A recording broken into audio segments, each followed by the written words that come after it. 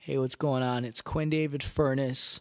Welcome to the Beantown podcast, the birthday podcast for, well, if you're listening to it, maybe Friday, March 15th. Let's just round up and say Quinn's birthday, Saturday, March 16th, 2019. What's going on? How are you?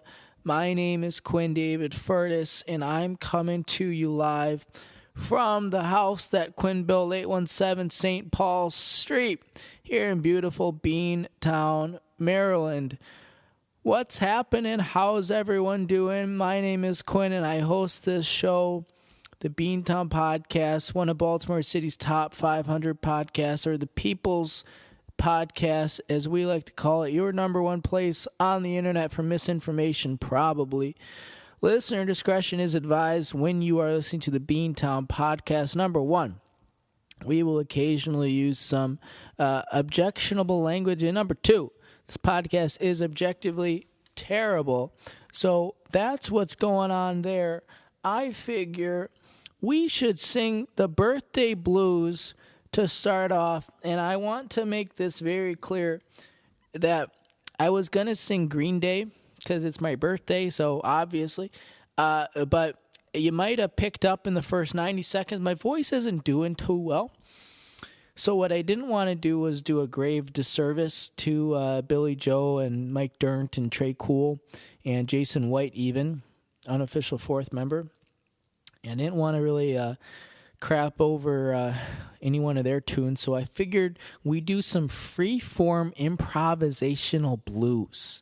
And I think that's a good place to start on the birthday podcast. So without further ado, here's the Birthday Blues by Quinn David Furness, hearing it live for the first time. Let's rock.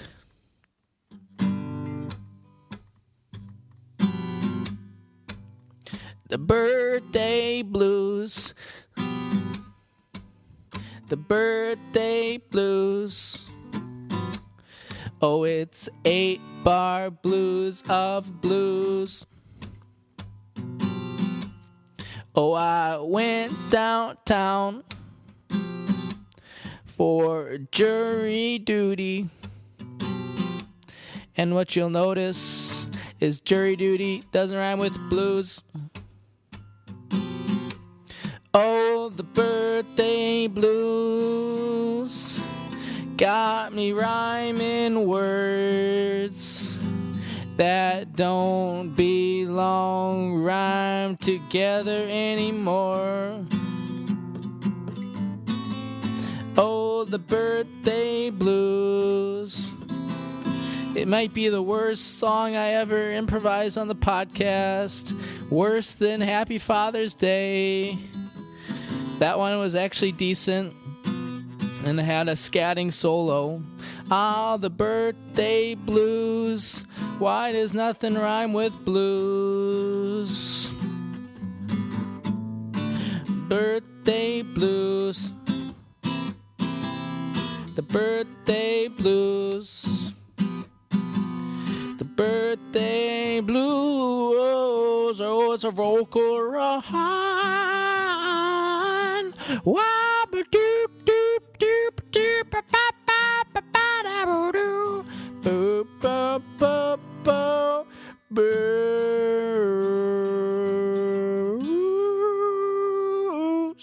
So, here's what we learned. Apologies for the birthday blues, because when I'm doing this podcast, I have a certain expectation of greatness that you all are familiar with. It's the reason that we're getting closer to 10,000 total downloads.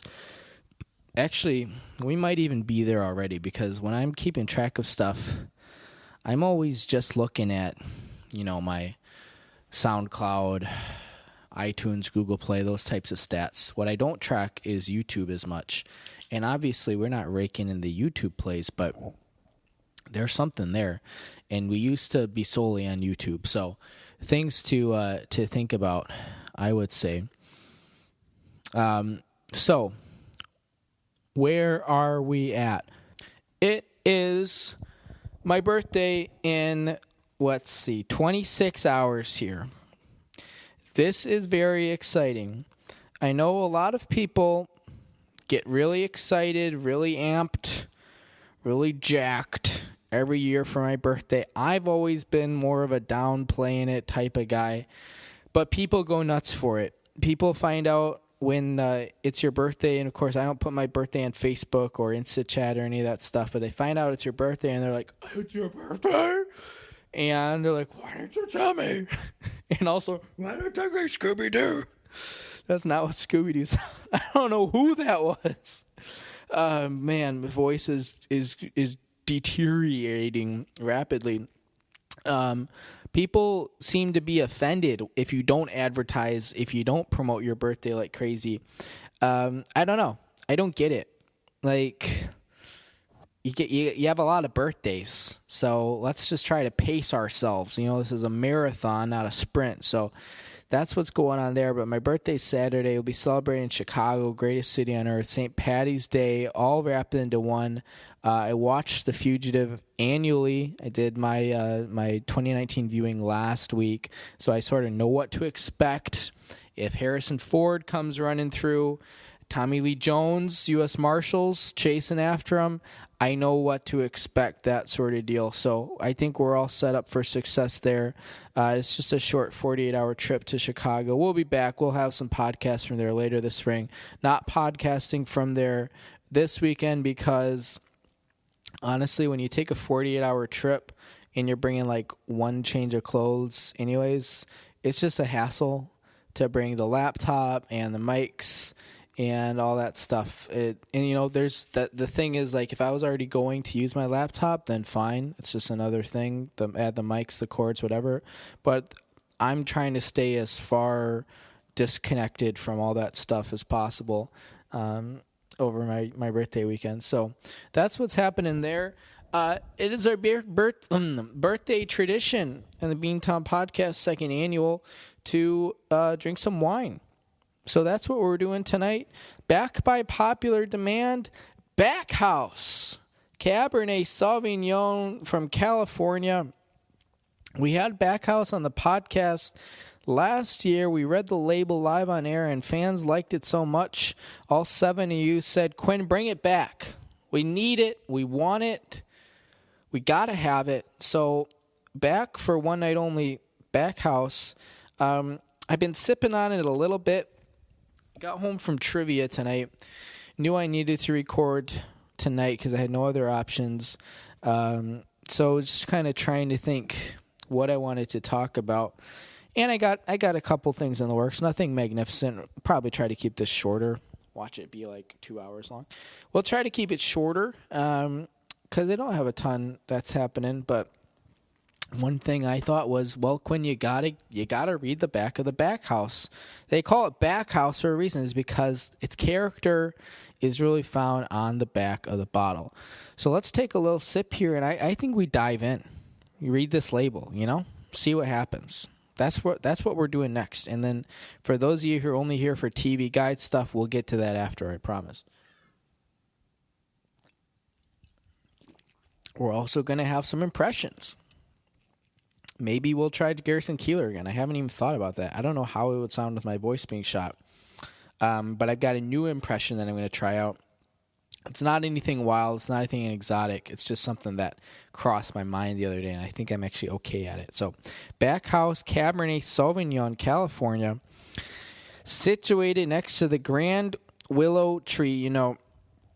Scott Joplin, ragtime master, greatest, in my opinion, African-American composer of classical music to have ever crossed the face of the earth, has a rag called Weeping Willow Rag in G major. It's slower. It's not going to, get you going like The Entertainer or Maple Leaf might, but it's really pretty. Ba-da-ba-da-dum bum bum bum ba-da-ba-ba-da-ba-da-dum bum bum ba-da-da-bum dum ba-da-dum bum ba-da-da-dum bum ba-da-da-da-dum ba-da-dum bum.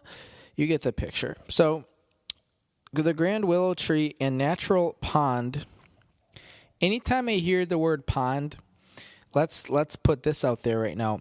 Midway Village, Rockford, Illinois, kind of east side of Rockford, close to where I went to high school. They got a nice, I don't know if you want to call it a lake. I prefer to call it a pond because there are lilies there. But junior year of high school, and Mom and Dad, if you're listening, you'll love this. I spent a lot of time skipping calculus because I didn't like calculus, and I got bullied a decent amount in calculus, and teacher was kind of a knucklehead, young lady, nice person. It was her first year teaching, bumps in the road, you get it.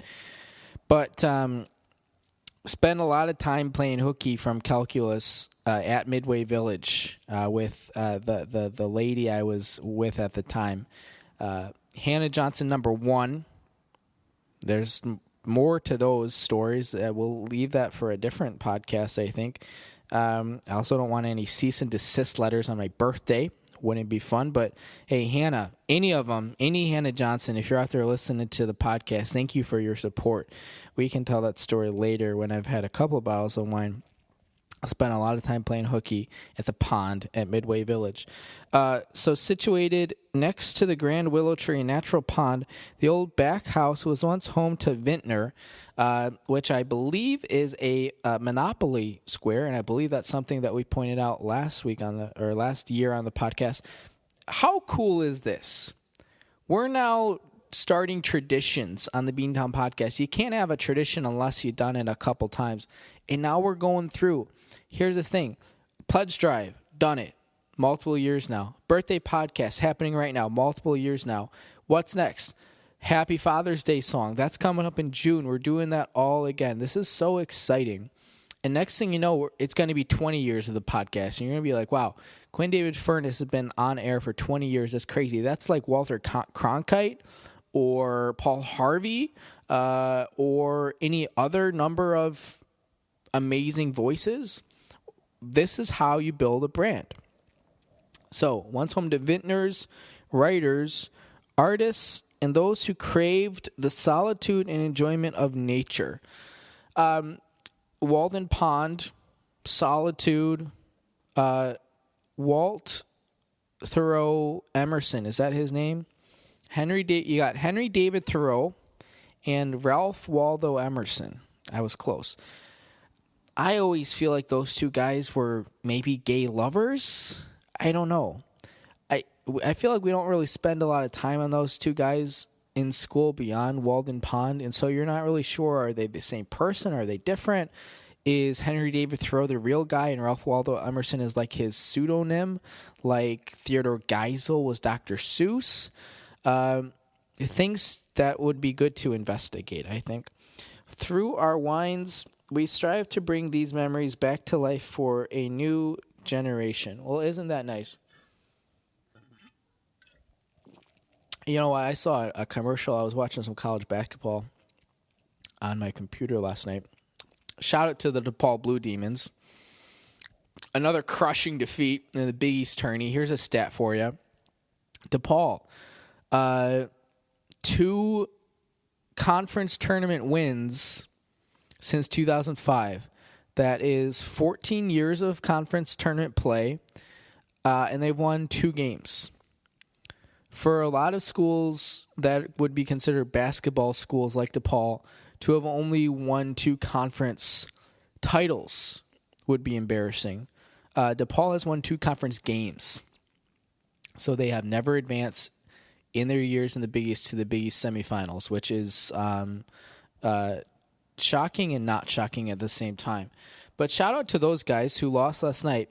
But as I'm watching, there's a commercial for, Ancestry.com, and they're like advertising some sort of big spring cleaning sale, like a mattress store on President's Day. And they're like down from $99.99 down to like $69.99 or something. Well, I don't quite get it. I think if given the free opportunity, I would love to do one of those genealogy tests. I think it'd be cool. I think it'd be interesting. Absolutely. No questions about it. But who's paying like $70 for this stuff? I feel like only rich people. Like no one has a very limited or managed disposable income per month is like, you know what, I think I want to spend $80 or $70 on this month? Finding out my ancestry. Like, I could find out my ancestry and I think it would be intriguing, but what am I going to learn? A lot of Norwegians, a lot of Englishmen, other people. I'm focused on the me. I'm really focused on who I am, and I think becoming a better person, and that's really what I'm here to do. So, mental health awareness. I talked to my boss today about mental health stuff, and he's a good boss, but he didn't really seem interested in talking about that stuff, so... yeah. Backhouse Cabernet Sauvignon, I hope you appreciate my French pronunciation, is deep red in color with flavors of black currant on the palate. Okay. Now, when you're taking high school anatomy and physiology, they talk about the palate. Is the palate like an actual part of the tongue, or is it like the metaphysical concept of places that you taste things? I never really understood this. Like, are there certain parts of your tongue that make up a palate, or is a palate just like the concept of tasting or the idea of tasting? Also, currant, Currant. Any ideas what that is? If you know, email beantownpodcast@yahoo.com. That's Beantown, BEA podcast @yahoo.com. I thought that was maybe like a French ship or something, like a galley or a junk or the USS Maryland. I don't know. So let's leave that. Rich and robust, like me, without the richness. If you were to describe a person as rich, but it wasn't about their finances, what would that mean? Like, rich is one of those words that's kind of tough to define. Like, you say the word rich in terms of like a flavor profile, and people get it, but do they actually get it? That's my question. It's one of those words that sounds nice to say, and then you actually ask a person to like define it, myself included, and we're like, So, oh boy, we're almost done with the label here. I got to pace myself. That's TV guide, ads, impressions, other things, wrap up. By the way, so Wichita's playing tonight. They don't start. They just started like 5 minutes ago. They're playing Eastern Carolina University, the Pirates. Arr. So, rich and robust, this wine can be enjoyed with a variety of foods such as a hearty pasta or grilled meat. I'll say this. I have neither of those things. No food with me. I already ate my dinner. Chicken fingers. Oh, dinner of champions. And hearty. Hearty is one of those words like rich. How are we supposed? What did they actually mean? Like, we get it. It's kind of like palate. Like, we get it, but do we actually get it? And grilled meats, my nickname in college. So, Backhouse. What vinted? What does vinted mean? That's the second time I've seen that. Vinted. VIN, the Latin for wine. Or grapes, maybe? It's a Latin word, like deus ex machina. Or e pluribus unum. One over many. Minted and bottled by Backhouse Winery, Parlier, California, 93640. California. When's the last time I was in California? I don't know. Oh, they got the deposit scandal here. Maine, ME, 15 cents. Iowa, 5 cents. So I'll be driving through Iowa next month. I'm driving from Milwaukee to Kansas City as part of a cross-country Profiles of America trip. Just kidding. It's for work. I never get to do anything cool like that. I was walking back from work the other day, and I was thinking just about my own childhood growing up and like job security, my parents, all that sort of stuff. 2008, 2009 hit a lot of people hard. My dad kept his job. Awesome. But it hurt us financially, sucking on pennies, the whole 9 yards, that sort of thing. I was thinking of doing like a 2008 profiles, maybe story or series of story where I go across the country, the heartland, if you will, and I interview everyday Americans about how 2008 affected them. I think if I had a budget and like production skills, it might be a good idea, but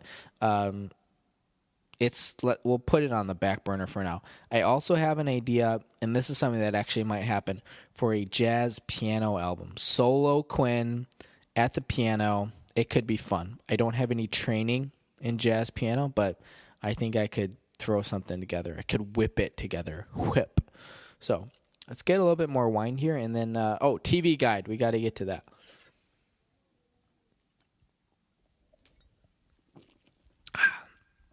Tomorrow morning, it's going to be rough.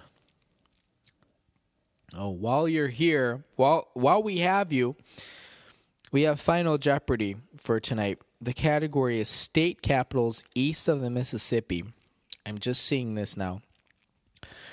The last two letters of this city's name are the U.S. postal abbreviation for the state that is the capital. Well, that's a heck of a question.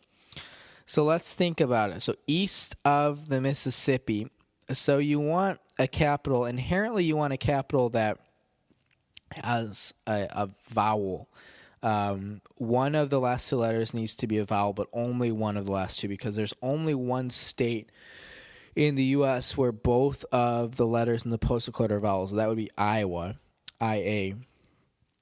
So you're looking for a state with a two-letter postal abbreviation. One of them is a vowel, which really is going to be every state east of the Mississippi. So it's not necessarily that helpful to start. Well, maybe not every single state, because like Vermont's not going to have that. Other states won't have that. New York, although Y can sometimes be a vowel. So I'm glad we settled on New York, because the postal abbreviation for New York would be NY, and the capital of New York would be Albany. So see how I talk things through? You just witnessed Quinn solving a Final Jeopardy question live on the podcast. So let's read it again one more time, make sure we got it right. The last two letters of this city's name, so NY for Albany, are the U.S. postal abbreviation for the state that it's capital of. So you heard it here first, folks. Quinn solves Final Jeopardy live on his podcast. So, TV guide for this week. Bye Bye Big Bang. And on the front cover, we have Johnny Galecki and Kaylee Cuoco. After 14 years, something like that, the Big Bang Theory is going off the air. And I don't want to spend a lot of time on this. I'm just going to put this out there. I don't get it. I don't understand, not why the Big Bang Theory became a popular show. I don't understand why it was a popular show for over a decade. The concept was really cool, really fresh. What's his name? Jim Parsons. One of the greatest roles in modern TV history to start. It was awesome. They had an amazing concept. I just don't understand why it lasted so long. This was the type of show that should have been 5 to 7 years, and it would have been perfect. But we doubled that. Occasionally I'll see a clip online or watch something on reruns or whatever on the TV that I don't own. And it is taken the concept of the laugh track to its extreme and then another couple notches. It makes that 70s show look like The Wire or something in terms of how much laugh track it uses. It's rough. That's all I'm going to say. I could spend an entire episode rambling about the Big Bang Theory, but I'm not going to. Little House on the Prairie. The Ingalls clan moves to prime time. Well, I want to find that story because growing up without cable, but we had a TV, so we would get NBC, ABC, CBS, Fox, and then Channel 15 or something, and occasionally, and WGN and PBS were like what we got. Occasionally, you would see Little House on the Prairie show up on like the Bible channel or something, which is pretty cool because that's primetime television now apparently. But I want to find that story. So we're kind of scrolling through here. Apparently, Aidy Bryant has a new show, but she's still on SNL, so I don't quite understand that. Here's the feature spread. So they're making Galecki and Kaylee Cuoco like the poster children. Oh, there's Jim Parsons and his wife, Amy. Are they married on the show or in real life? What's the deal there? And Leonard eloped to Las Vegas. Well, I'm not going to read through this whole thing. What I don't understand is that was like fairly confident that Leonard or Jim Parsons was gay, but maybe he's not. Someone who's a bigger fan of the Big Bang Theory can hopefully chime in on this and maybe sort some things out for us. Let's see. Nightfall season premiere Monday, March 25th. Never heard of it. Killer talent. Oh, there's Bill Hader. Show Barry. I've seen a couple episodes. It's funny. But I can't say I've seen more than maybe 3 or 4 episodes. Here's the thing. There's so much TV out there, and I'm not bitching because it's all bad. I'm saying there's so much TV that is good, but it's really mired in a lot of really bad TV. Did you guys know Let's Make a Deal is still on? Wayne Brady's still hosting, and what's his name? Jonathan something, his sidekick. That's a classic show. I just had no idea that Wayne Brady was still doing it, nor that CBS was still supporting that show. Michael Bublé has his own NBC primetime special. Like, Michael Bublé, I feel like, was really popular. Not even really popular. Like, just a cultural thing. I don't know.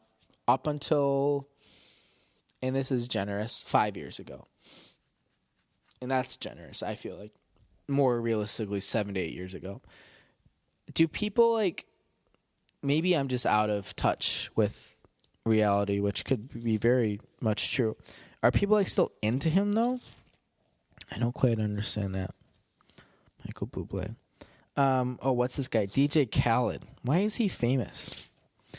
So I made it to the TV listings, and I didn't see the Little House on the Prairie story. So let's take one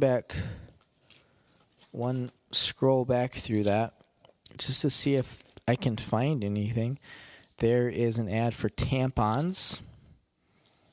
Very important. There's Andrew Garfield. He must be doing something. That's an ad for Oscar Mayer sandwiches.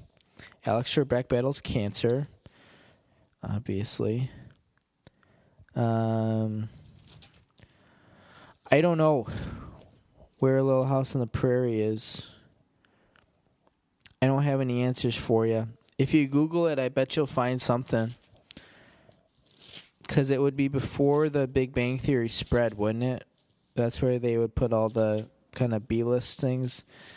They didn't list a page number, though, on the front of it. So here I am looking at everything here. If you list it on the front page, you should give it a decent spread. Michael Bublé gets half a page. Where's Little House on the Prairie? There's Kelsey Grammer. He's still going. How many shows has he had since Cheers and Frasier that just haven't made it? I mean, look, if you're a TV star, you don't just stop trying. I get it. But there's more in the back. I found it. Little House on the Prairie, seasons 1 through 9 available now from the Prime Video library. Oh, I thought they were remaking it. Remember when Pa died? I don't want to spoil it for anyone, but that was a tough episode to swallow.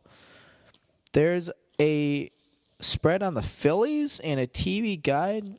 This is where it starts to lose me. There's a new special on Jesus, his life. Maybe this is a double issue. I don't know. Let's get to some advertisements here. Always nice hearing from our friends. I'm parched, boy. I could hydrate or I could drink some wine. But since it's birthday weekend, I think the choice is obvious.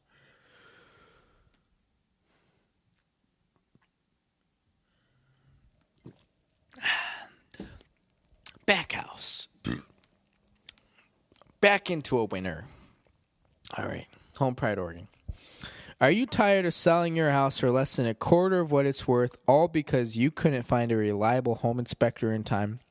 Well, Oregon listeners, there's good news. Home Pride Inspection Services in Bend, Oregon is Central Oregon's hottest new home inspection provider with inspection services including things like heating and cooling, roofing, plumbing, and so much more. Home Pride Oregon is both contractor certified and home inspection certified, so you know you're getting the good stuff. If you're tired of big real estate on the home inspection market and you want a safe, certified home inspector you can trust, call Steve at 541-207-1101 or visit homeprideoregon.com. That's 541-207-1101 or visit homeprideoregon.com. Home Pride Oregon. Inspection perfection. I want to give a shout out to the Samson Q2U series. Remember, when God speaks, he uses a Samson. Crisp, clear audio quality. You can hear it coming right through your ears. It sounds good. It sounds holy. It's a Samson. Shout out to the TV Guide. 3rd ever issue. Very exciting. I will say, still waiting for that one issue when the Connors return to TV, primetime ABC, without Roseanne now because of all that stuff. And it's just John Goodman on the front. He's sitting down, elbows on his knees, giving you kind of a smirk like, yeah, here I am, wearing his flannel. And on the front it just says, he's back. I don't know. I think it would be a nice idea. Let's see here. Cuts by Q. Bob and weave. We all know the hairstyle. We all love it. But how many Midtown Baltimore-based independent barbers can actually give it to you the way you deserve? Enter Cuts by Q. It's like Enter Sandman, but different. Cuts by Q has been independently owned and operated since 1995 and is probably one of the better barbershop operations serving Baltimore City, Baltimore County, and Cook County, Illinois. From beehives to bangs, faux hawks to flat tops, and everything in between, call Cuts by Q at 815-298-7200 or email cutsbyq@yahoo.com. That's Cuts, Qutz by Q at yahoo.com. Oh, when you need a fresh do, something snappy and new, just call the experts at Cuts by Q. All right, so we got through our advertising there. Let's take a little drink break, and we'll get back into it.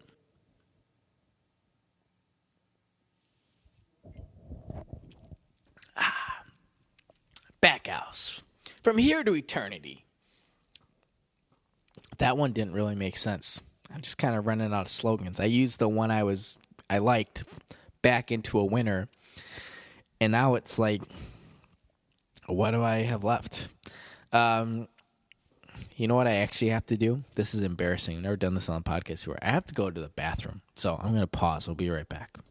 I will say that was one of the most refreshing urinations I've had in some time. So let's do this. I'm flying to Chicago tomorrow night to be exact, 24 hours from now.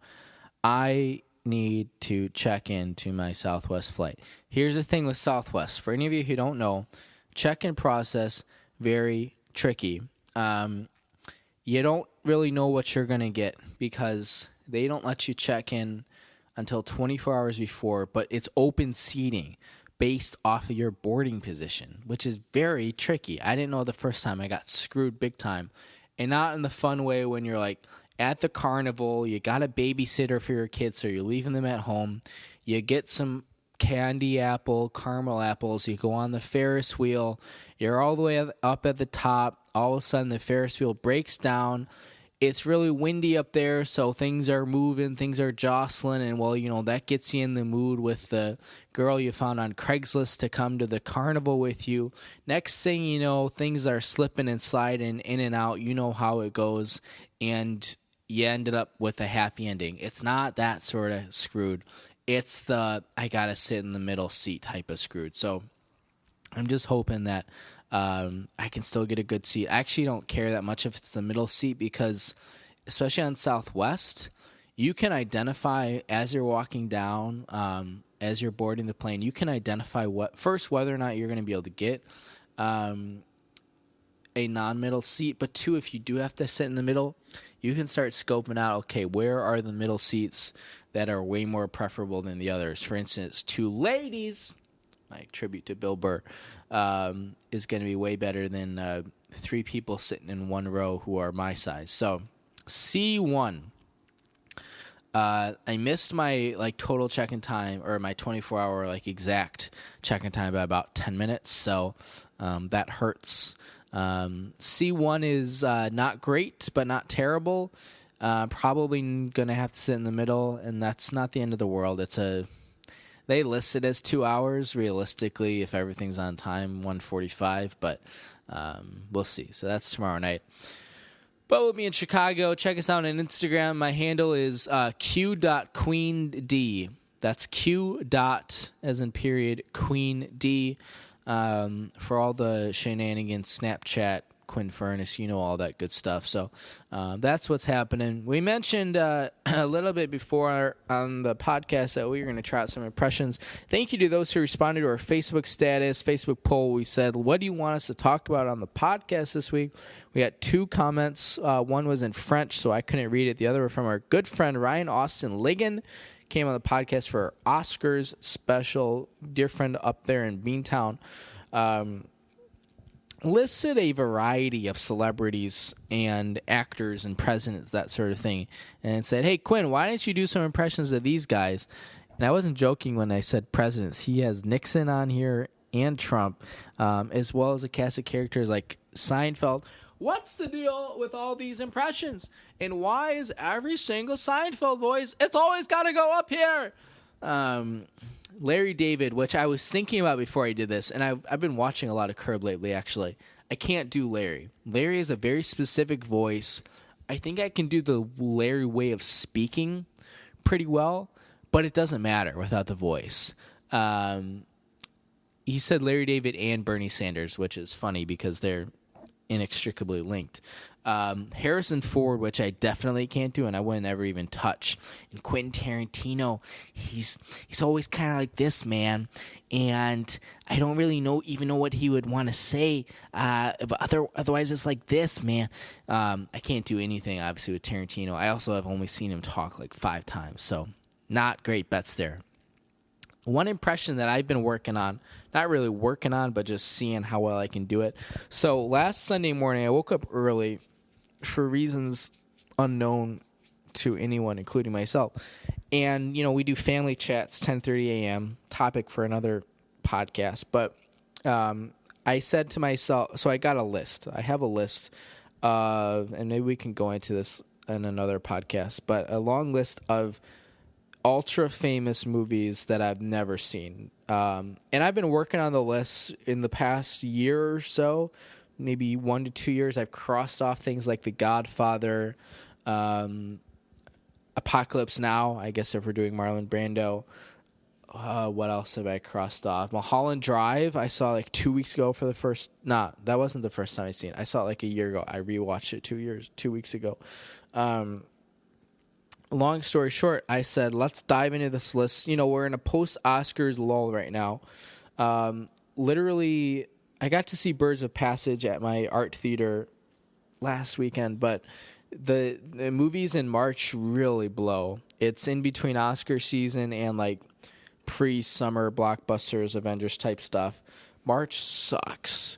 There aren't even things. Usually there's a movie at my main theater, not my art theater, but a theater, that gets Marvel movies, that sort of thing, where it's I don't actually really love the idea of this movie, but it's probably an entertaining thing. So because I have my because I have my monthly plan thing with another company now, it's why not? Let's do it. Because it's not costing me anything because I paid up front. There aren't any movies out there right now like that. It's Tyler Perry and Captain Marvel and that one, Triple Frontier, is that what it's called, with Oscar Isaac, Ben Affleck, and Charlie Hunnam. but it's on Netflix. So I'm just like, why would I walk an hour, 45 minutes each way to see this thing I could watch in my PJs? So, yeah, etc. Yada, yada, yada. Not a ton of movies out right now. So, you're all wondering, what was the actual movie you spent 5 minutes talking about this? It was Chinatown. I'll say it again. Chinatown. We're losing so badly to Chinatown. Starring Jack Nicholson. And that's sort of where we're going with this next impression. And it's not great. I haven't really fleshed it out. And I haven't ever even seen A Few Good Men. But all work and no play makes Jack a dull boy. And things like, you want answers? You can't handle the truth. That hurts my voice beyond where it's already been hurt just doing that. My voice is going. May or may not be getting sick. Pray for me. Woken up with a stuffy nose last 2 mornings. This bottle of wine is not what you're supposed to do when you get sick. Although they say citrus is what you want. And oranges, grapes, I don't know. Maybe Backhouse does some cross-pollination of some kind. Which brings us to the point of clementines versus tangerines. Both have lent themselves to good songs. Oh, my darling, oh, my darling, oh, my darling Clementine. Doo-ba-doo-doo. Speaking of Clementine, that's another movie. See how the Beantown podcast really crosses boundaries? Another movie, famous movie that was on my list of ultra-famous movies that I haven't seen, Eternal Sunshine of the Spotless Mind. Really weird movie. Like, I didn't really know much about it going in other than that it was, like, one of Jim Carrey's bigger claims to fame, and that it was Kate Winslet as well, which, TBH, I don't know a lot of Kate Winslet movies beyond, like, the super popular ones. I didn't know how weird it was and, like, how actually, like, film philosophy and college class type of a movie it was. Good movie. Really sad, but good. But her name in that is Clementine. And then the other, Tangerine, Led Zeppelin. Tangerine, oh, that's not a good impression. That's off of Led Zeppelin 3, maybe. But you can go listen to that on YouTube, all that stuff. Speaking of which, thanks to the fans for tuning in. YouTube, Spotify, Google Play, SoundCloud, Stitcher, Player FM, Apple Podcasts, iTunes, not CastBox yet. I know we said like 4 months ago I would start manually uploading those. The first episode is on there and it's gotten 0 hits, so I haven't felt incentivized to upload any more. And considering we have, 6 Beantown Unplugged specials, and this is the 62nd Beantown podcast weekly installment, we're close to 70 total episodes now. Not feeling unincentivized to do it. So, not on CastBox yet, but all those other good places, you know where to find us, Spotify, etc. Also, Beantown blog. We're having some fun with this. I started it on a whim, right? You might think a lot of Beantown podcast things are carefully planned out. Most of them are not, including the Beantown blog. When I created my website, thank you to all the fans and donors. We raised $300 on the Pledge Drive fundraiser this year. Awesome. More than 400% of what we raised last year. The Beantown blog was just like an organic creation that came out of creating BeantownPodcast.com. I didn't go into the Pledge Drive fundraiser saying, I want to raise money for a website, and I also want to start a blog. I just said I want to raise money for a website. And as I was creating the website, I said, you know what, Beantown blog. Because people had been saying, we like the weekly installments, but it's kind of like a one-time hit once per week, a lot of content. What if you had something midweek to kind of not break it down, but just add a little something extra, a little bit shorter. That's where the Beantown blog comes in. I don't always feel compelled to talk into a microphone on a Tuesday or Wednesday night in between weekend recording sessions. But what I can do is write, which I don't do a ton of. Honestly, this is kind of strange to say, but fantasy football season, I write a lot for both of my leagues that I'm in. But when it's not fantasy football season, I don't write. I physically just don't write as much. Beyond what I do in my 9-to-5 job, when I'm at home or on the weekends, I don't really write at all. I like to read. I like to play my music. I like to travel, all that stuff. But writing is something I don't get to do a ton. So Beantown blog has been an opportunity to get back into that sphere. So, yeah, it's been fun. Doing the Beantown blog. We did something interesting today, a Beantown throwback series. So the Parking Girl story, probably one of the more famous moments from Beantown podcast year 1. We put that in writing for you all, added some fun new kind of anecdotes, things in parentheses. So you might feel like you know the Parking Girl story, and you do, but we added some not new facts, obviously, but new commentary, I think is a good distinction. So go check that out, beantownpodcast.com/blog. You know where to find it. Otherwise, hey, it's my birthday. I am turning 24. I am a 1995 baby. Thank you to friends, family, fans, anyone who's close to me. Thanks for listening this far. Yeah. Here's to another year. If you're drinking right now, as I am, let's take a big drink.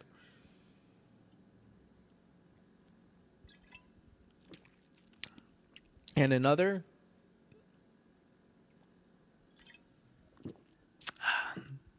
Year 2 of the Beantown podcast is going well. This time last year, we were recording in a garage with only one Samson Q2U series. We didn't have any advertisers. And I was a different man. And here we come to year 2. I'm turning 24. Here's the best part. Last year, when I flew to Chicago for my birthday weekend, my birthday was on the Friday, so I actually flew on my birthday. I had a layover in Myrtle Beach. And if you ever been to the Myrtle Beach airport, there's not much there. I went to the Mexican place, which is way overpriced, as most airport food is. But I had dinner and a beer, and I was watching, I think, March Madness on my computer because Selection Sunday was a week earlier last year. Here's the great news. This year, don't have to do that. No layover. Direct flight, BWI to Midway, which I've actually, in my life, I don't think I've ever flown into Midway. Maybe once when I was coming back from Texas when I was like 13. Don't remember. I'm usually an O'Hare boy. But we're flying into Midway. So orange line, blue line, we're there. But that's what's happening tomorrow, which for you might be today. For some of you might be yesterday. I know it's labeled as March 16th. It is technically still March 14th on the date of recording. But that's about all I got for you. So let's check in on this Wichita game real quick. Give you a quick update for those of you listening live. And otherwise, that's about all I got for you. So keep drinking your wine. 33-20 Wichita. 2 minutes left in the first. That's a good start. Yeah. In terms of birthday gifts, birthday presents, hold off, save that for the pledge drive next year. That's my request to you, the fans. And, don't feel compelled to make a big deal out of it. Honestly, last story, then we're done. Sophomore year of college, I had started working a job in housing. Sophomore year, I was probably working like 20 hours a week, around there. And I lived with 3 other guys in Buena Park, Chicago, and about 3 miles north of campus there. And so I worked a triple shift on my birthday, which back in 2014 was a Monday, I believe, finals week. It was always right around finals when I was in college because we were on the quarter system. So I'm working a triple shift, which in housing is 12 hours. I work from 7:30 a.m. to 8 p.m. I've been advertising my birthday pretty heavily because back then that's how I operated.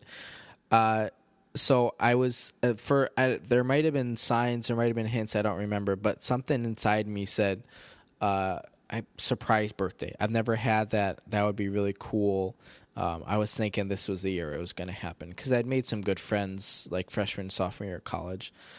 So I work my triple shift, and I think this is prime, right? Because I know exactly where I'm going to be from 8 a.m. to 8 p.m., stationed there. I'm not coming home. It's perfect.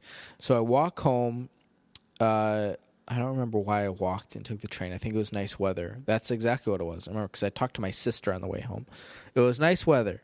And I walk home. I get in about 8:45 p.m. I'm thinking, this is perfect. Walk in, the apartment's dark. I'm like, oh, boy. I don't want to pee my pants from excitement. So I'm like creeping around thinking, okay, someone's going to jump out. And I come to realize that no one jumped out. My 3 roommates had actually gone to dinner and didn't know it was my birthday. So they found out it was my birthday a couple days later, I believe. But after that, I kind of swore off the whole birthday concept. I don't want to create expectations for myself, but more importantly, I don't want to create expectations for other people.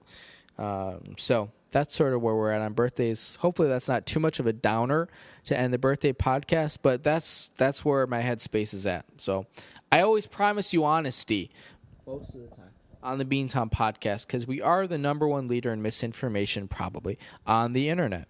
So you come here for your misinformation. You want to know what to be told. So that's what we do here. For all of us here at the Beantown podcast, how much wine do we have left?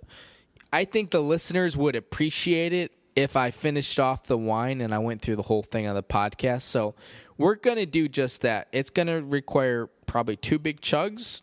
So here comes number 1.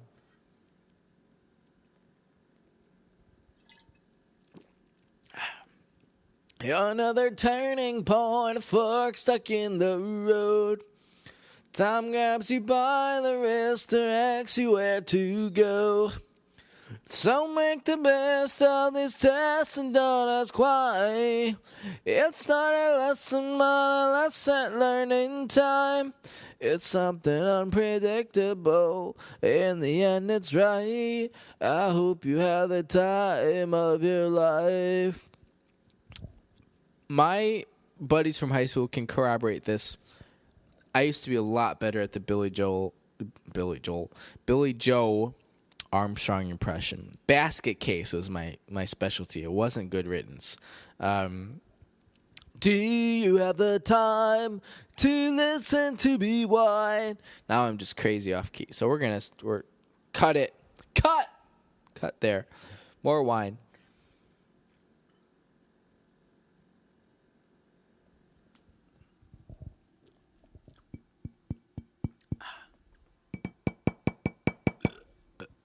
That is the sound of an empty bottle of Backhouse Cabernet Sauvignon. So, all right. Consider the 2019 birthday podcast wrapped. And this kind of descended into like a free form poetry type of competition. And I hope you enjoyed it. If you're curious where my headspace is at, I think buzz is fair. I'm not like, oh my God, I'm up against the wall drunk. I'm just kind of like loose, having fun.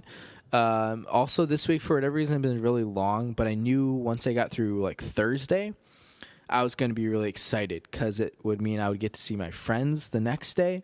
And I haven't been to Chicago since October, which 5 months might not sound like a lot to you, but considering like that's where all my friends are, that's exciting to me. So I'm actually like, I'm not like wasted like I'm going to be on Saturday. Probably get there at about 2 a.m. in my sleep, unless I drink some water real fast here. But this was the birthday podcast, right? 55 minutes. How did we get that long? I don't know. but we got there. So I hope you enjoyed going through some TV Guide stuff.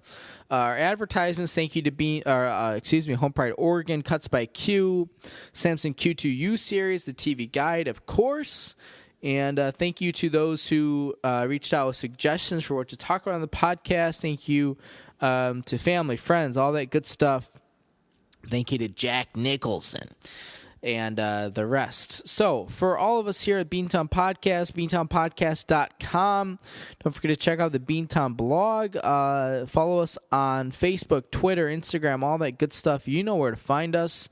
That's what we got. So happy birthday to me, myself, and I. Year 24. Here is to another prosperous year. Only 1 year until I can rent cars without the young driver's fee, and that's really the last big birthday you ever have. So cheers to everyone. We will check in on you next week. Have a good night, and party on.